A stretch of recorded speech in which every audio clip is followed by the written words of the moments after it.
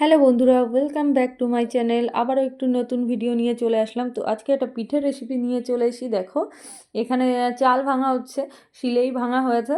আর হচ্ছে এদিকে মা গুলিয়েছে চালের গুঁড়ো আর একটু ময়দা দিয়ে, নুন, চিনি, আখের গুড় দিয়ে এটা গোলানো হয়েছে। এটা হবে পাটিসাপটা।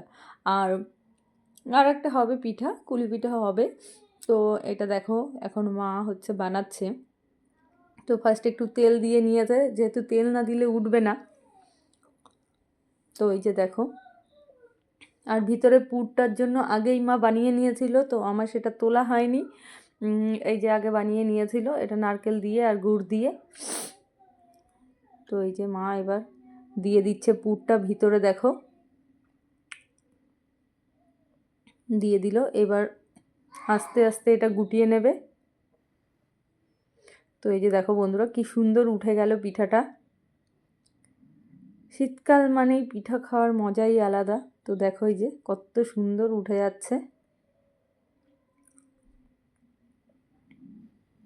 তো বেশিরভাগই মা এটা সুজি আর ময়দা দিয়ে করে, তো একটুখানি চালের গুঁড়ো দিয়ে করলো আজকে।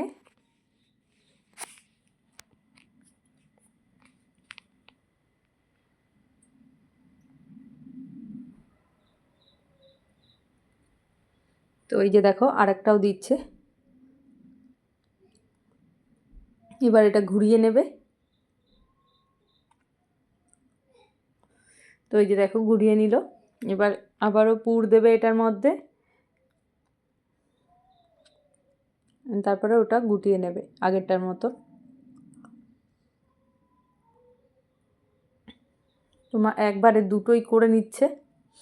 ওইটা পাশে রেখেছে, কারণ একটুখানি ওটা মানে করা হবে আর কি, এখন কাঁচা কাঁচা আছে, তো আর একটু ভাজা হবে।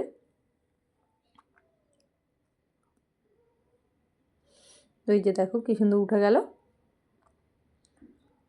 তো এখান থেকে একটুখানি লেগে গেছিলো।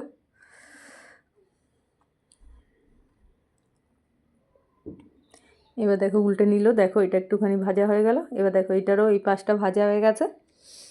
তো আমি এই সাইডে দেখিয়ে দিই। এই যে সবে এই ফার্স্ট ফার্স্ট কটা ভাজা হলো, আর এই যে নারকেলের পুরটা দেখিয়ে দিলাম। এখানে বাটিতে তেল রেখেছে।